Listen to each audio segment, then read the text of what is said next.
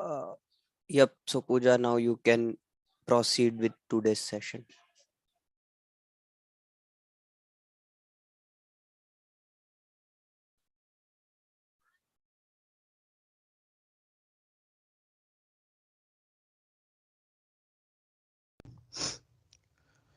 So in today's session, we'll walk through the basics of SQL that has been provided to us within the IBMi.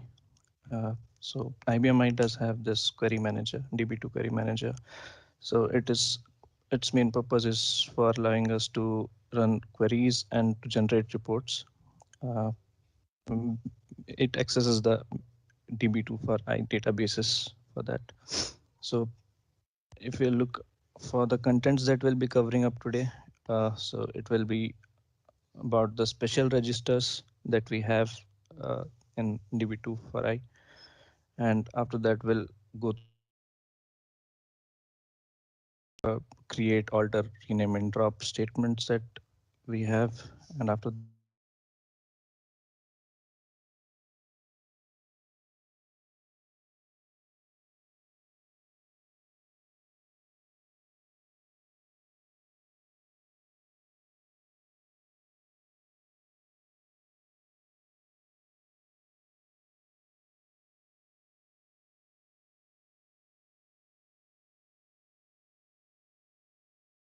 in the screen, these are all we'll be covering up today. So starting off with the special registers. So DB2 4i has these special registers which gives the generic output of the current values for date, time or timestamp or time zone, even the server informations, the workstation name, the user ID that has been accessing the session. So these are all the special registers that you might use frequently. So how to use means how to access these registers. So first of all, to get into the interactive query screen, you have to use the command strsql. Now this screen has different functionalities mm, made available to users as well. For example, if you take shift F1, that is F13, it goes for services, and the services that it provides is for changing either the session attributes. If you look into that, then the select output is for one, means you can run any of the queries. It will be a select query, insert query, delete query. It will be through the one display session. If you want to use the file session, it will allow us to use a file from any select statement that has been run from that interactive screen. And you can give the name of the output file that will be generated out of the query. And the option here provides either to create a new file or to replace an existing file or create a member, add a member or replace member as such, and the authorities which will be granted to that file been created. So these are the functionalities that has been provided in the services section. Now, as you can see, there is a date separator been mentioned over here. So I'll show you in some time that if we use the special register to generate the current date, so the date call fields that will be the date, day, month, and the year will be separated by this slash symbol, as it is mentioned in this session defaults. And the time will be separated, means the hour, minute, and seconds will be separated in with the colon symbol. So this is the functionalities that has been provided for any user, so they can use this. Apart from this, there is also option 2, which prints the current session into a spool file. Here you can see you can provide the printer name that will be generated as the spool. And after that, the 3 selection 3 is used to remove all the entries from the current session. So if for example, if I'll be running any of the queries and then while exiting this STRSQL screen, take F3. And here we have the same options. Either we can save the session in a source file, or we can just exit without saving. You can take option 2, or resume the session, or just cancel out the session of STR_SQL. So we'll take 3 and get into the screen once again.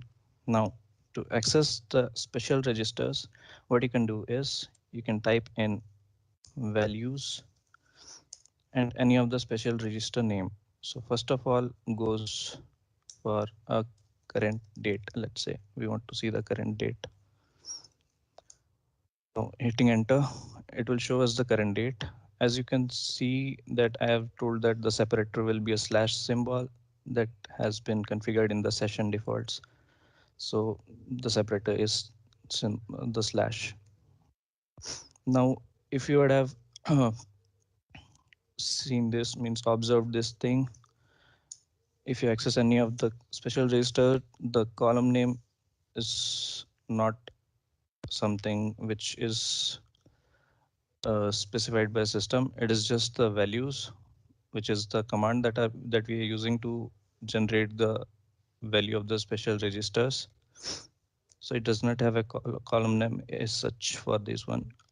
Now there are other special registers as well, which I've told you. First, letting us know what's the user, means which is the user that is accessing this session. So for that you can either use just user or a session user special register for that.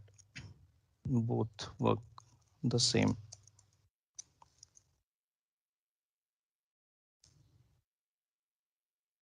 Okay, so like that we have these special registers which I have mentioned over here.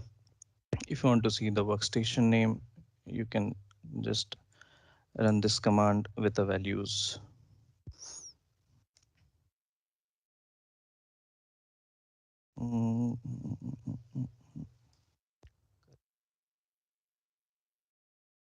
So this is the workstation name. This is also be seen in the main screen, the system name. Okay. Now the current date and time can also be referred to as curDate function. So this will also generate the same result as you have seen through the current date, and the curTime is for the current time. Now the now function is for current timestamp, and the timestamp value has the date as well as time as well as the time zone, and also the milliseconds and microseconds.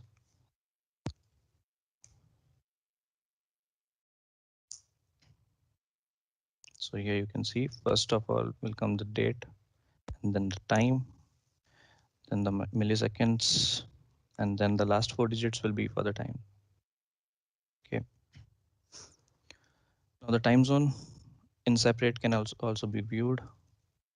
If you simply put here the current time zone, it's -50000.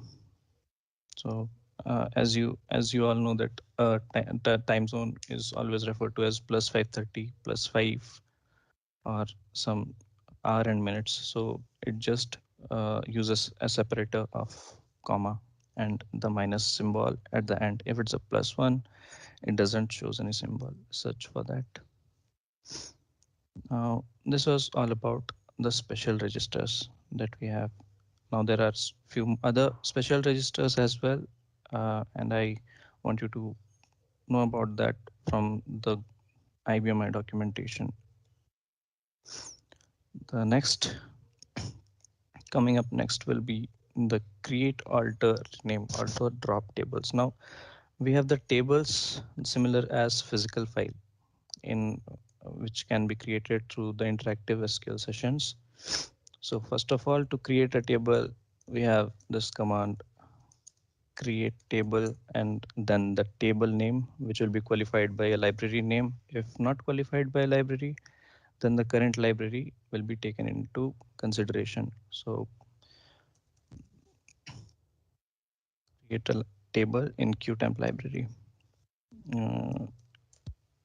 We can name it as TBL, and then S, and then the column names that we want to be included in the table, the data type of the column, the length of the values that will be existing in that column, and so on. So first of all, we are using a ID column name, and then other one will be name, which will be character as well.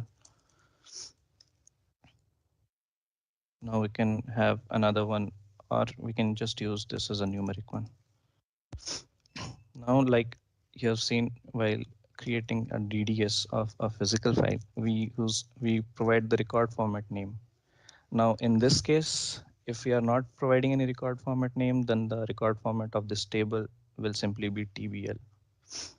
Otherwise, if we can provide the record format name by specifying a RCDFMT keyword, then a different record format name will be taken into account. Okay. Now hitting enter.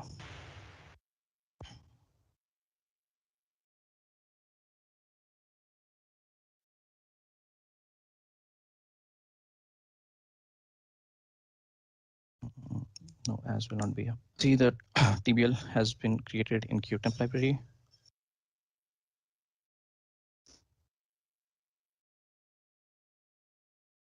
Going to the bottom, you can see the record format as TBLR. Now, as I've told that it is also a kind of a physical file that has been created through the SQL functionality. So you can see the attribute as a PF for this table.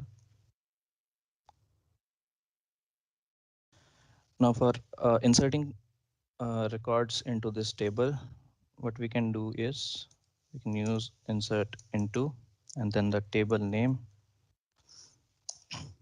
and we'll have to use values. It's the first method where we provide the values explicitly. So since first column is a numeric one of length 10, we can give any value in a range of 10. A range of 10 means it can have 10 digits. So let's say we are just using 8 digits as of now. And the name we can provide anything. Since it's a character type, it will be enclosed with a quotes, single quote. So sample, let's say, will be the first record being inserted. Now, if we want to insert multiple records into it, then we can use a comma with the same structure.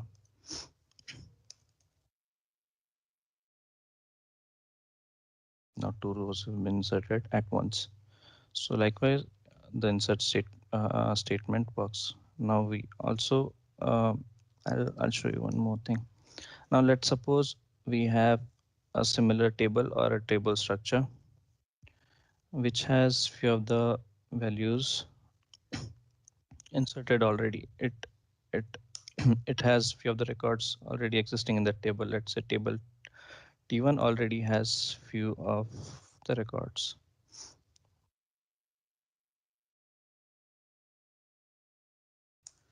Now to insert the record that we have, as you can see, the table T1 already has some records. Now to insert the same records from table T1 to directly into TBL table, we'll just use insert into the table name, select star from the table from where the record you want to push it into our source table.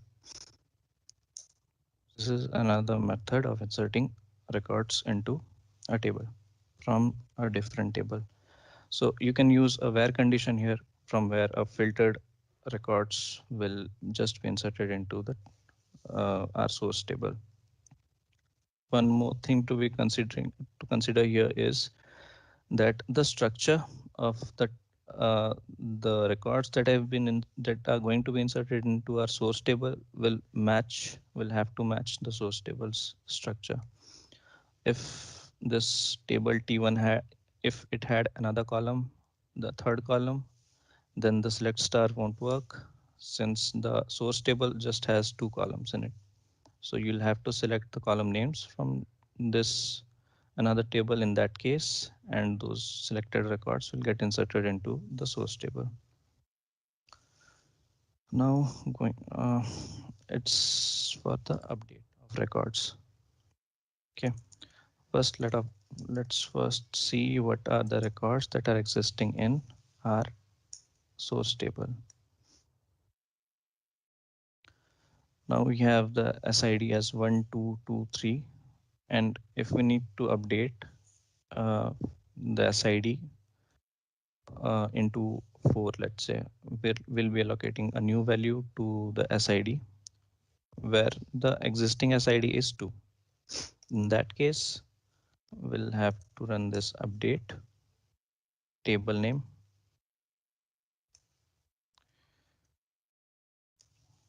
set keyword, then the column name for which we want to update. 4 will be there since the new value which we want to update is 4, where the existing SID is 2. Okay, it will update the 2 records which we have selected. Now you can see the values have been updated to 4. Now it was a numeric column update. Similarly, we can update the character column as well. Now, if we want to update a character column, then you'll just have to provide a single quote for the value that will be updating. Since character data type only supports to be enclosed within a single quotes only if providing explicitly. So if we will provide a new value where the ID is 4, the name will be updated. So you can see the name has been updated to the one which we wanted. Now, what happens if we are not using a where state condition? In case if we are not using a where condition, then all of the records will get updated for that table and for the column that we want to update. It will also prompt us a warning that all of the records will get updated or deleted. And if we after hitting enter to confirm, all of the records will have first as the name value. So this is about updating. Now we can also alter the table, any table we can alter. So for altering table, we have uh, been provided with alteration of fields or alteration of constraints, you can say, or you can alter means modifying the data type of field or modify the length of a field. So for example, if you take alter qtemp table and then hit F4, F4 will show you all the options that can be done. Alter, okay, alter table.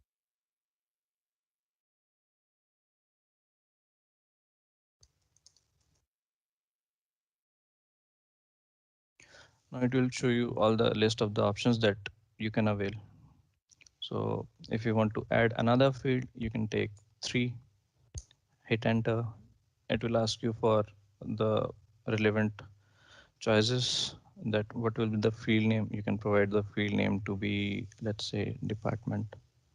The type of the column that will be added, it can either be character, numeric, or whatever of your choice. That is a requirement, okay? And the length of the field that you want to provide will provide 10. Now here nulls have this option.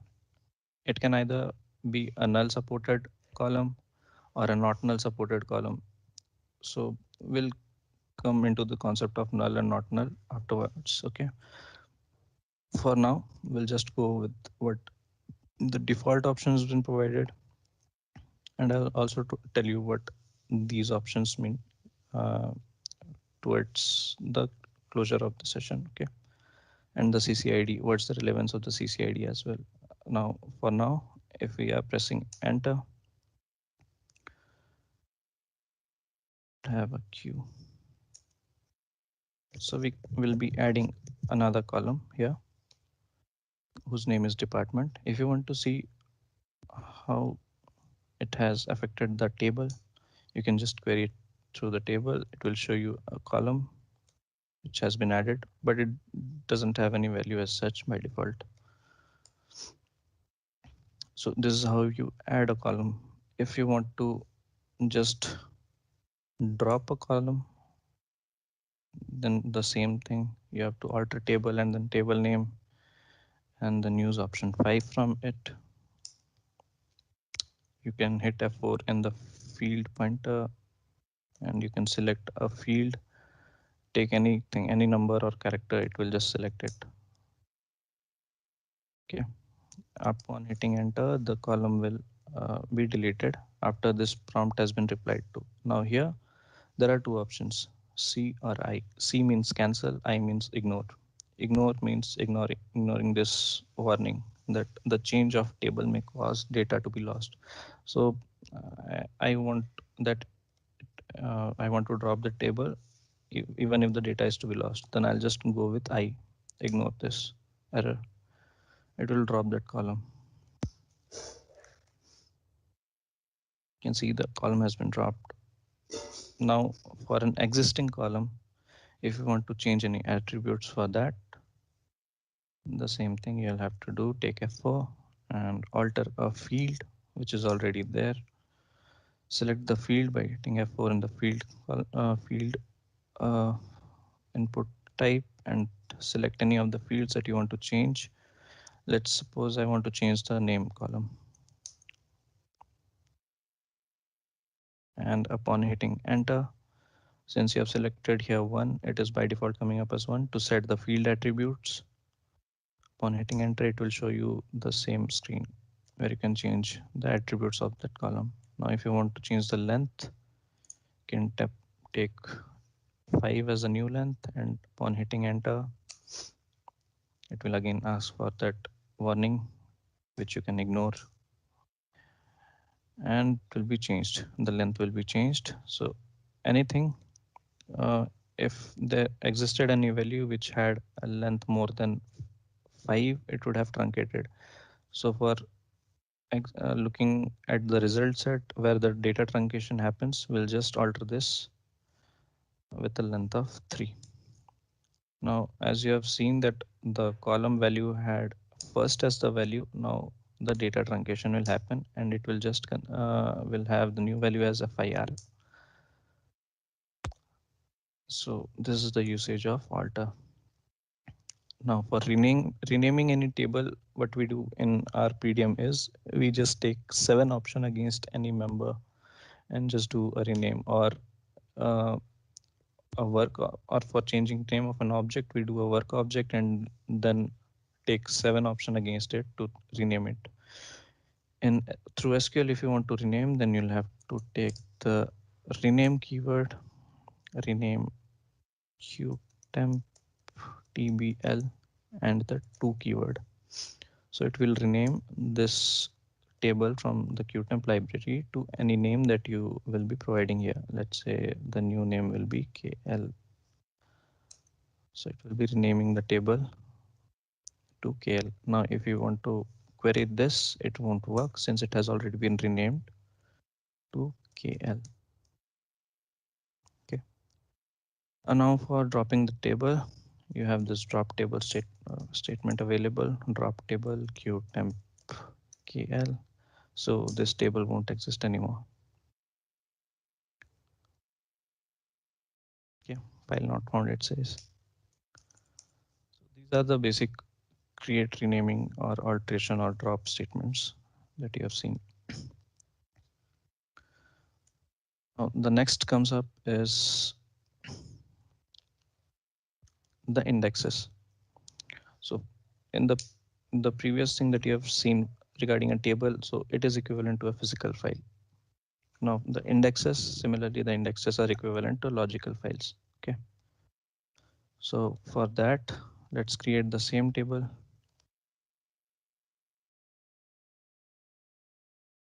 TBL1. I think TBL1 already exists. So we'll just create an index on TBL1. Let's start from qtemp tbl1. So you see here are the records. Now we'll insert few more records. Okay. Uh,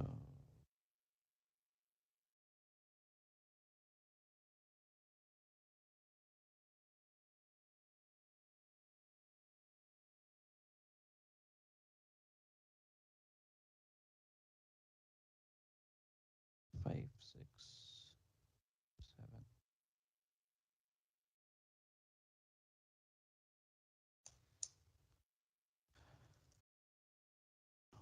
Now you'll see that this TBL1 has 5 records 3, 4, 5, 6, 7 with SID as 3, 4, 5, 6, 7. Now we'll be creating an index. So prior to if we are just creating an index, then we'll have to issue this command create index, then the index name means as you create a logical file, you provide the library where it will be created. So the library should always be the same as the physical file only. So tbl1 logical, say on qtemp bl1. Now in brackets, you'll mention the key fields over here. So the key field that I'm selecting for a logical is SID. If I'll hit enter, the same will be created. Okay. Now what happens is the SID is a key for this TBL1L. Now if you'll do a DSP FD over qtemp TBL1L, so by doing a page down where the access path has been mentioned, you can see the key field being mentioned here as SID. So it has a key, which is SID. And if you do a DSP FD over TBL1, it doesn't have any key as such, since we have not mentioned any key field while creation of the table. Here, access path description doesn't have any key mentioned. Now, since the key has been mentioned, but still a unique identifier is missing. So if I want to insert uh, an SID, means the key field value as the one which already exists, which is 7, then it will accept the value and insert the record. So to see the effect of how unique indexes work on a key, we'll just first delete this record, delete from qtemp tbl1. In where condition will specify which record to be deleted, where the SID, you can mention the name since the name is a unique one, sample 4, and SID as this value. So first removing it, I'll just drop this index for the time being. Drop index qtemp tbl1l. Now we'll again create an index on that, means a logical, but in this time we'll be using a unique keyword here. Creating a unique index over a key, it will specify that this key field can only include a unique records, not anything other than that. So let's first see the records that we have in TBL1. Okay, we have 3, 4, 5, 6, 7. Now if I try to insert the same which we have inserted previously, it will throw an error saying the duplicate key value has been specified. Also, to cross check, you can do work object tbl1l. Its attribute will be an lf, which has been created over tbl1. So this is the concept of index through SQL. Okay.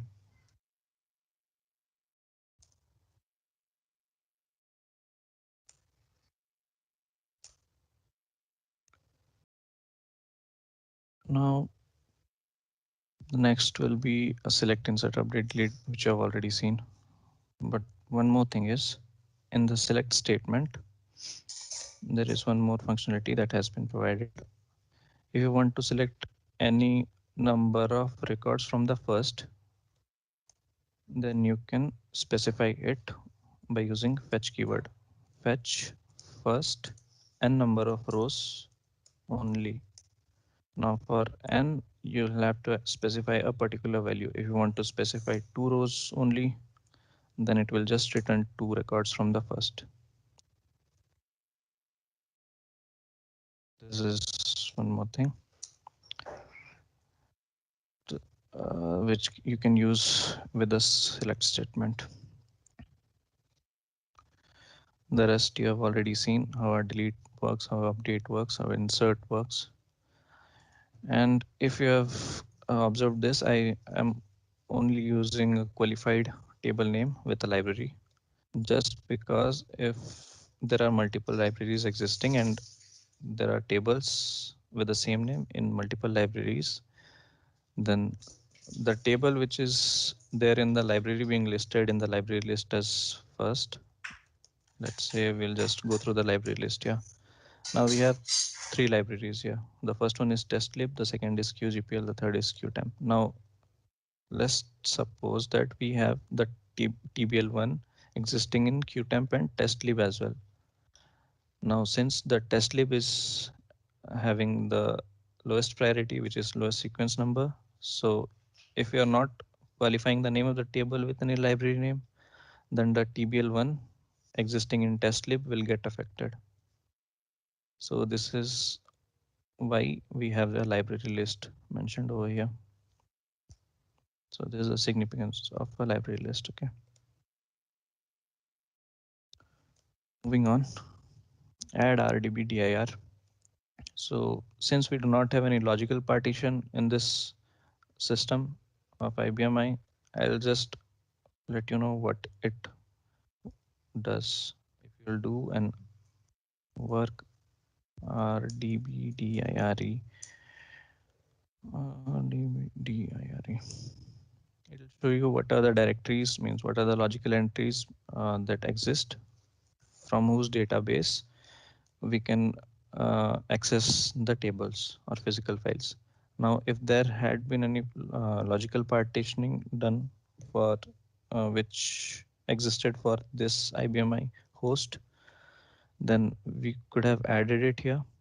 And for that partition, if any table has to be accessed, then the simple select would have been select star from the partition name and then the library that existed in that partition and then the table name. So in this way you can access the records from that table existing in the different partition. Since we do not have a logical partition from this, I would like you to go, means try it out in any other test system that you have so that you can know how it works. So for adding another logical partition to access the tables, you'll have to use this command add rdbdire take fo. Here you'll have to mention the database name, means the partition name that you want to provide, and the alias, the name or address. You'll have to provide the IP address of that logical partition. The type will be IP in that case, and upon pressing enter it will be added. Okay.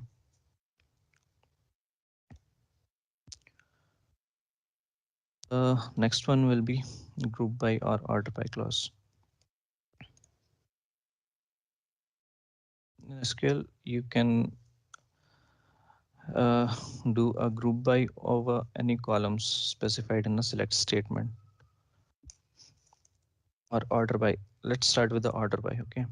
If you'll see the records in TBL1, so the SID is having values in an ascending manner already existing. Now what happens is in few of the cases, any field can have the sequence in haphazard way. Let's say I'll also insert here something as 1 and 2. 1. Then the newly inserted records will be appearing at the end. Now if we'll do a select, you can see the newly inserted rows will appear at the end. So now to see the result where the SID column is the values to be appearing in an ascending order or a descending order, you can use an order by for that. Order by SID. By default, it always takes up as ascending. You do not have to mention anything explicitly after the column name. So it will show you in an ascending order of the values of SID. Now to see the same in a descending value, you'll have to use DESC. So the descending order of the same will appear for all the columns from that record, provided the column name mentioned in the order by clause. Okay. Now the group by.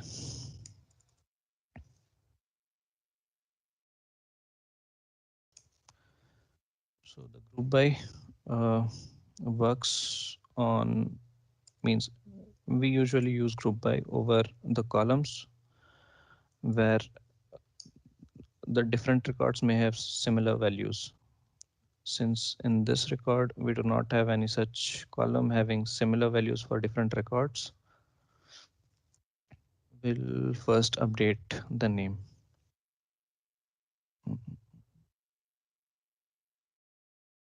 Date qtemp tbl1 set name equal to first where SID is greater than 5. And there will be second where SID is less than 3. So in order to use a group by for that, to see what are the set of records having similar values, we'll use group by over the name column. You'll have to mention any function over here, aggregate function. Name will be there, and apart from that, we need to see the count for any particular name value. And what are the occurrences means what are the count of occurrences that it has in the records. So you can see the second value of name will have 2 occurrences. The sample 3 name value has 1 occurrence. So this is how we group records.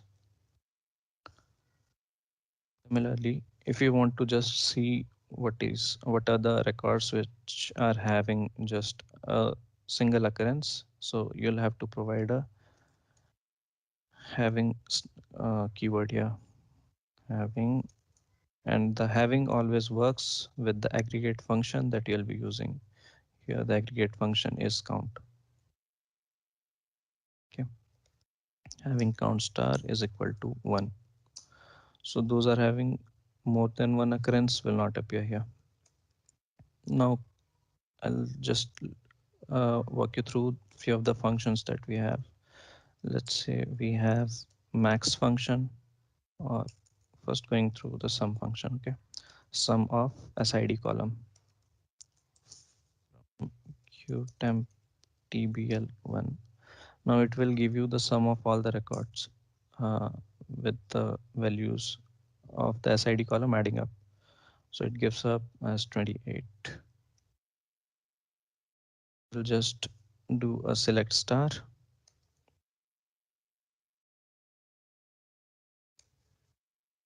And see the values. All those values will add up to 28. Now, upon this, only the group by function works. So, now let's say I want to also check the max of the values which are existing in the SID column. So I'll just do a max of SID and the max will appear.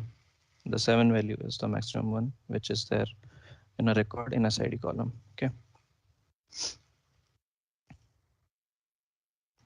So that's how a group by or a order by works. In the example also you can see if we are having the records in a table as different departments and then using a having. So having can only be used with the aggregate function that has been used in the select statement.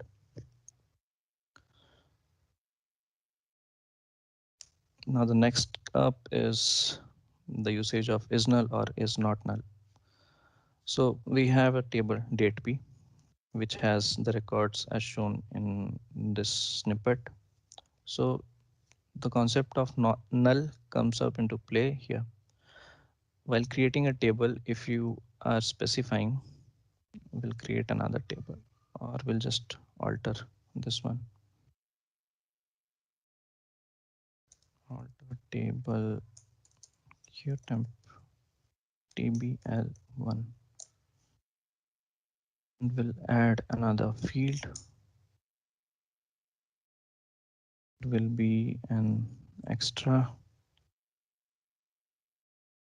Type will be character. Length will specify as 5. Now we'll just use the null to be present in those records that we'll be inserting. Now it will allow us to insert a null column, means null value for this column. And if we hit enter, now if we try to insert something, insert qtemp, insert into tbl1. So for inserting null values, what you can do is you can either specify the column names here, which is SID and name. We are not inserting anything into the extra one column. And then we'll provide the values here. Values as 009. The name will be greater 9.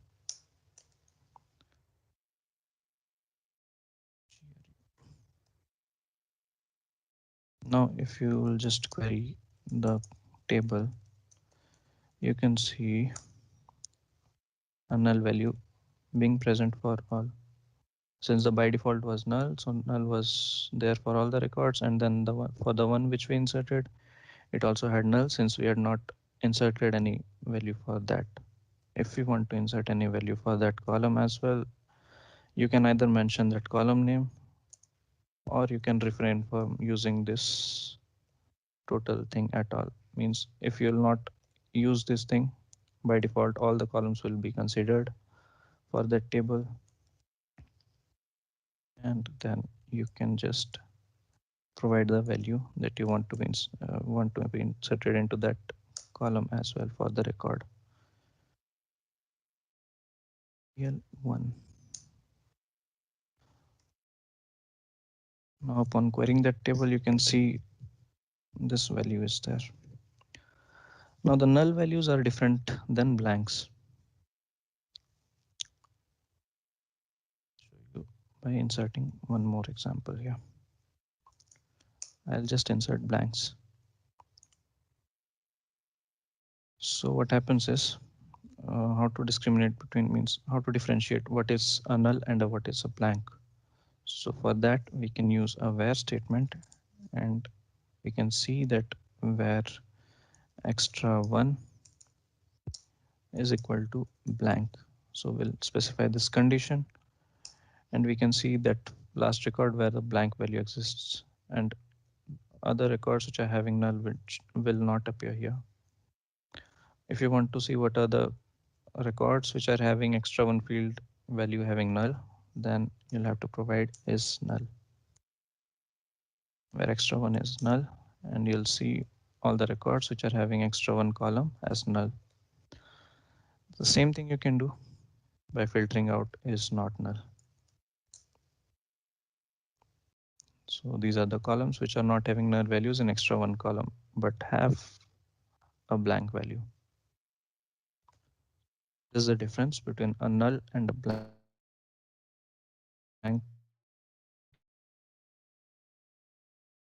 and any value other than that.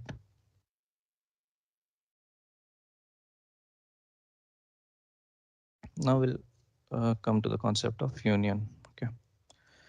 Now union only works when we'll be using two different means we want to retrieve records from two different set of tables, but the same structure to be considered. Now we have a table union P.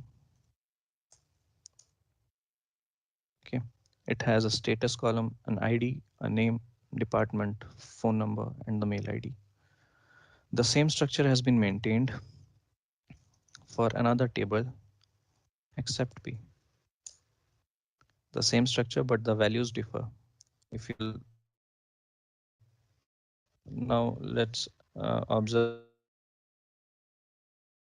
these two records. The second and the fourth record, it is having a ID value of 3 and a 5. The name and the department are the same, which are existing in Union P. The second and the fourth record has an ID of 1 in this column Union P. Now to see all the records from the table except P and Union P, we'll just have to query. Since those have same structure, we'll just use star here and not a particular column name. From Union P, you'll have to specify a keyword union all so that all records will get retrieved. Select star from except. So all total 8 records will be displayed here, even though there are duplicates belonging to two different tables. Okay, the first record is a duplicate and it belongs to the union P table, and this record is also means these two are similar records but are existing in two different tables.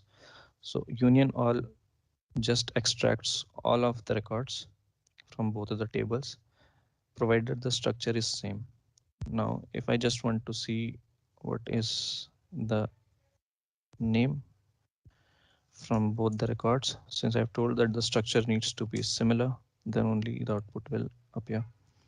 So it will show you all the name from belonging to the two different tables. If one is a name and the another one is ID, the same will also appear since the length and the data type are the same. If the length and data type differ, which is in case of, let's, if I want to use another column here, let's say ID. In this case, it asks for the number of columns being same. So since the number of columns from table 1 that we tried to extract is not consistent with the number of columns that we want to retrieve from the table 2, that's why it will throw an error. So since you have told that since I have told that the union all will extract all the records from both the tables irrespective of them being similar or not, this is not the case with union keyword. If you'll just remove the all and do a union, it will retrieve just a unique value. So in this case, since this Ayush name was similar in the other table, so it will just return you with the one occurrence of that value. And for union all, it was extracting all of the records from the first table and all of the records from the second table. So this is the difference between union and a union all. Now there is this keyword except. So except is used just to fetch which are the unmatching records, record sets from two tables. I'll show you the record sets from the table 1. First of all, it is having this record set where the ID I've told only the difference is the ID number of the second and the fourth record in both the tables.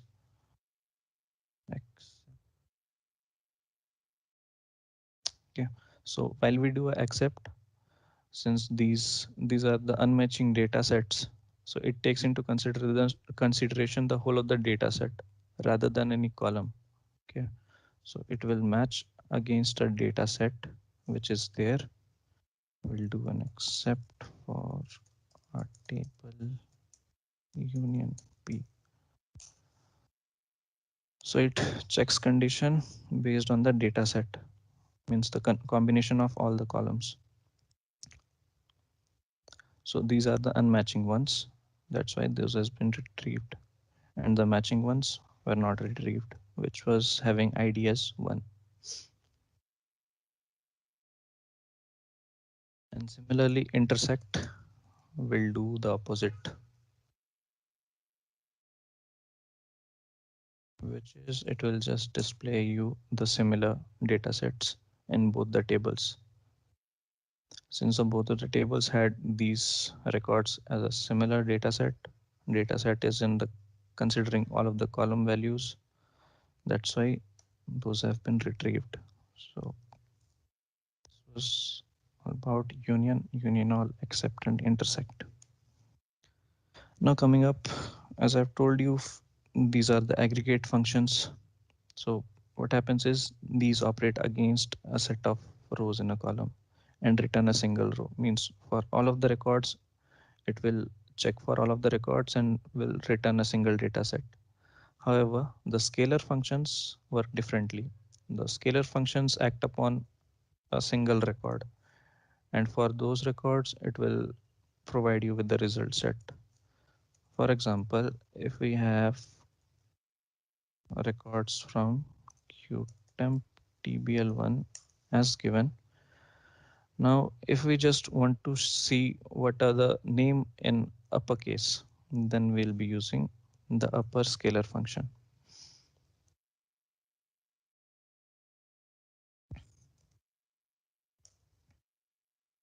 So for all the records, it will act and it will return rows for all those records.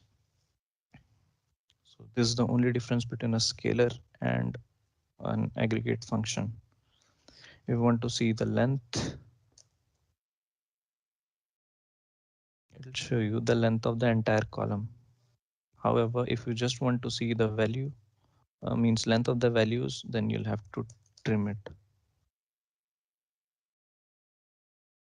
So it will show you what is the length of the value that are existing. Also for determining if it really is returning is the same thing that we need as a result set, you can use the comparing column as well. So you can see the length will be 6, the length will be 5 for this one, and so on.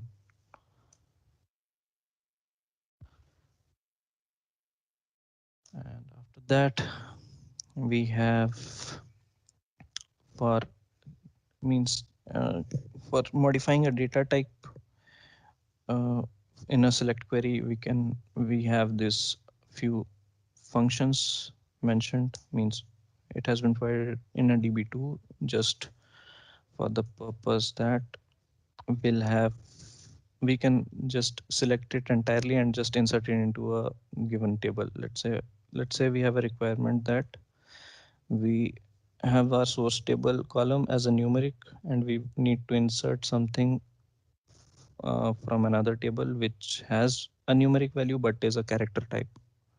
So in that case, we'll have to explicitly convert that by using a casting functions. So for casting functions, few of them are direct.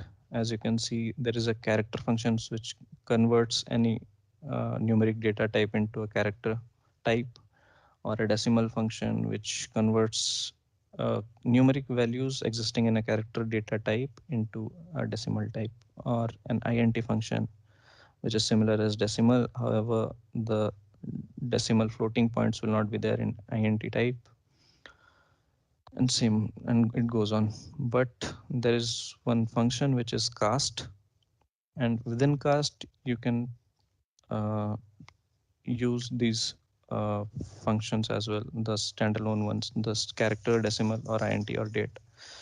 So for that, I'll just use this TBL table, TBL1. Okay, Q temp select star from TBL1. Now here our SID is a numeric one.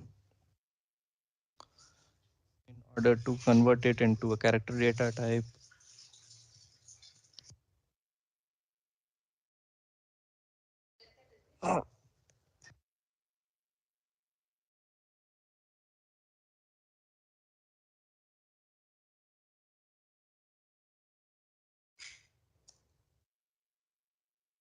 so by using this char function over a numeric data type column, will convert into a character type, as you can see. Now for converting into a decimal type, the same can be done. SID with to float. So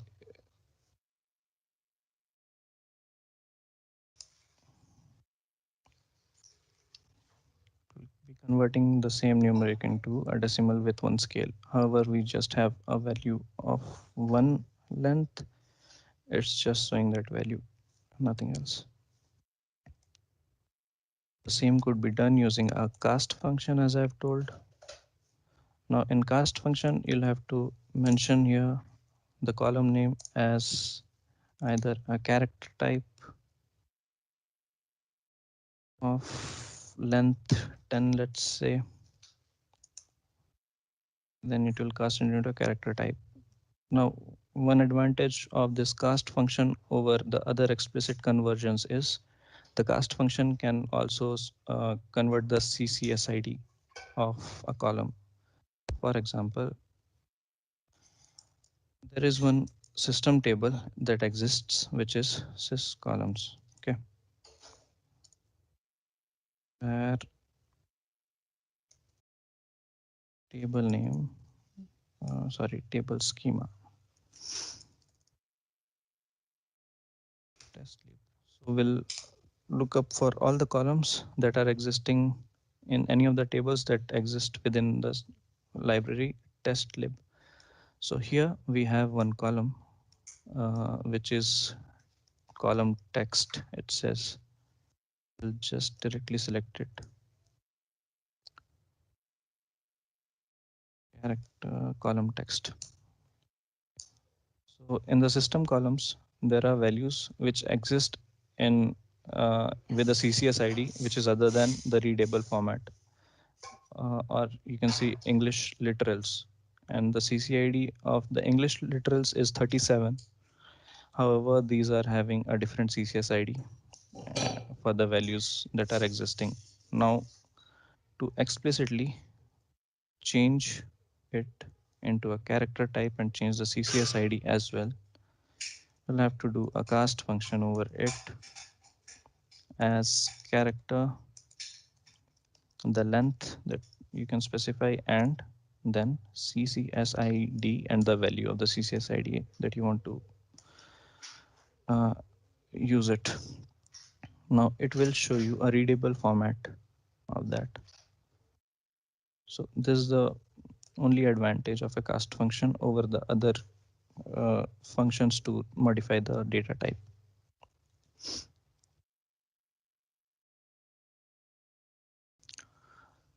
Now coming over to if null or coalesce.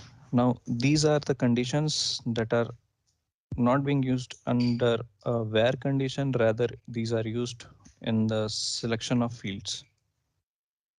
Okay, and by that I mean, let's say we have that table date p, as you can see here. These are the columns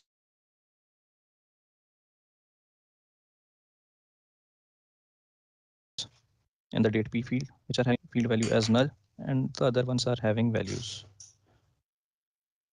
So we'll first, if you write a select statement, take F4, you can see these are the segregated options that you can use from for a where conditioning or a group by fields or having or any update of fields. So by taking F4 over the select fields, we can see the column names that are in that table. Now we have seen that the first column is having all the values. The next column, the second column is having value in the last record only, which is the fourth record, and so on. So the if null will only act, or coalesce will only act upon the selection of the columns, as I've told. Since we've copied the column names, so I'll just show you what's the usage of it. Okay, next DT1. Now it just uh, tells us that if the first column mentioned over here is a null, is having a null value, then it will display the value over here. So it's kind of a conditioning, but comes along with the select part of the table. Since it's a date format type, I'll just use a date D0101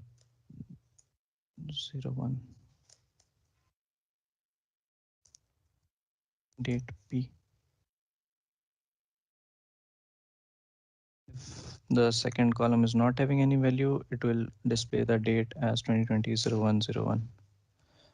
So the second column, it had null values for the first three records. So it shows the date as 2020-0101, and the last record was having a valid value, which was not null. That's why the value was appearing here.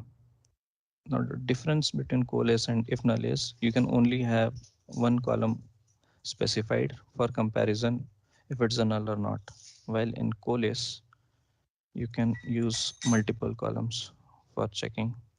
For example, I'll use the same statement and I'll use a coalesce function.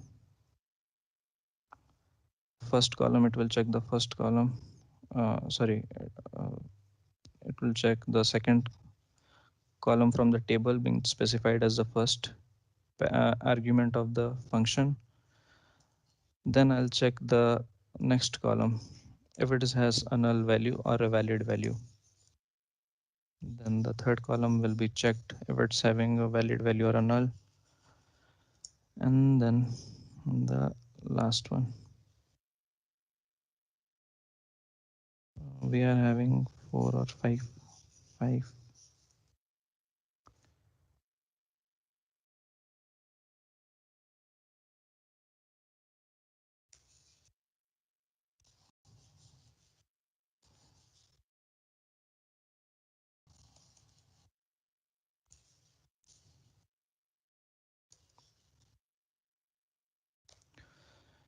So by this, it means that if the first argument column mentioned over here is having a null value, it will display the value for the second argument column. If the second argument column is also having a null, then it will go on and check for the third argument column. If the third is having a null value in it for a record, then it will check for the next argument column. And then the next, and at the end, you can specify your own value that will be displayed if all of the argument columns specified over this coalesce function is having null values. Okay. Now, if we try to check the data, we'll also see what the exact data is from the table.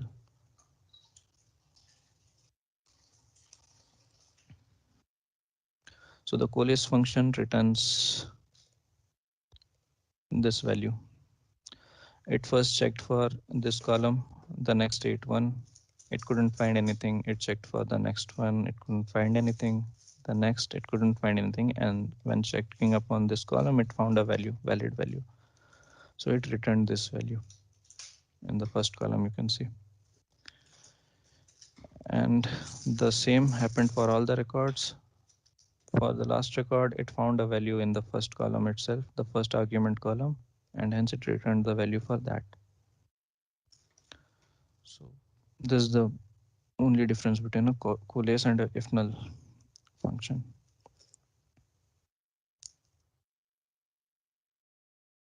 Now we have the case expressions. So we'll be using this case expression from TBL1. Okay. Now we have this SID value, and we'll be using the case expression upon it, that if an SID value is having any value uh, which is upon the value name, then we'll display something against that, which comes as the syntax says case when the condition of the value in a column, which we'll use as SID, is equal to 1, and comes the then keyword and the value that we want to put up there.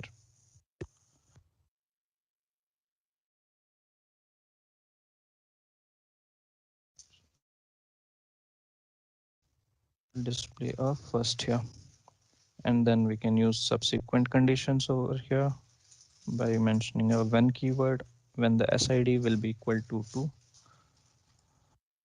Then we'll display second, and you can mention other conditions here. At the end, we have this option else. Else you can just uh, show the result set, means the value which exists in the SID column.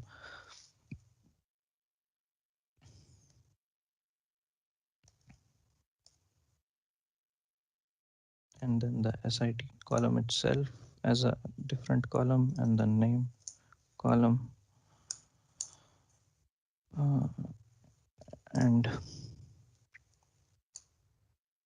so you can see wherever the SID was having a value of 1, we were displaying first as the value. If it's a second, then we are showing second as a value. For the rest, it would display as is in the SID column. So the syntax is first keyword is case, and then the condition comes within a when, and then the then keyword appears and the value which is displayed, which we want to display, and at the end keyword appears, and this is how the case expression works. Now we'll come up to the subqueries.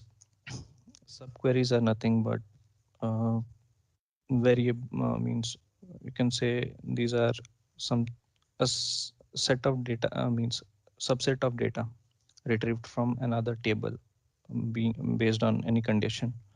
Okay, let's say we'll just query for qtemp tbl1. Since this returns a data set to us, we can use this data set for checking a condition in another query. So we can have this as a subquery, means a query inside a query. Now we'll just write for a parent query for that from qtemp tbl1. Since we just have one, we are using just one table, so I'll just use a where condition over here, where sid is equal to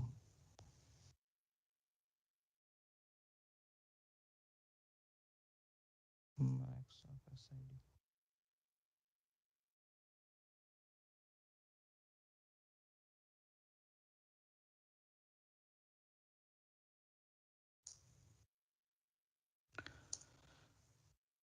Okay, now what happens is if you try to break it out, you'll see the value that it returns is 9 from tbl1. Now if you want to check anything from tbl1 which is having a max of sid value from any table, then the query as I have written over here. So what it will do is it will first of all select all the data set, means all the records from tbl1, and then check for the condition where the SID column is having value as max of SID from the same table. So that retrieved this data set. That's how subqueries work. Now with subqueries, there also comes a where exist function. And whenever where exist work, the keyword we use is exists. Now, in case of using an exists, we'll have to use the condition from the subquery itself, where, and here you can mention select star, where SID is equal to 9. So it will check for the records which are having uh, an SID value of 9 from another table. If it exists, then it will return, otherwise it will not return anything.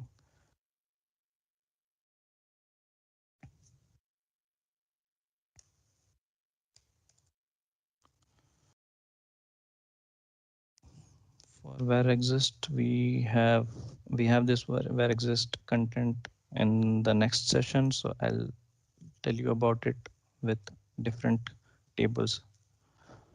Okay, so for the basic concepts, so this was the contents to cover it. Now what I want you to do is just go through these once again, and if possible you can also Google it or try to read through a documentation of IBMi, which I'll also share so that you can know more about them. Okay.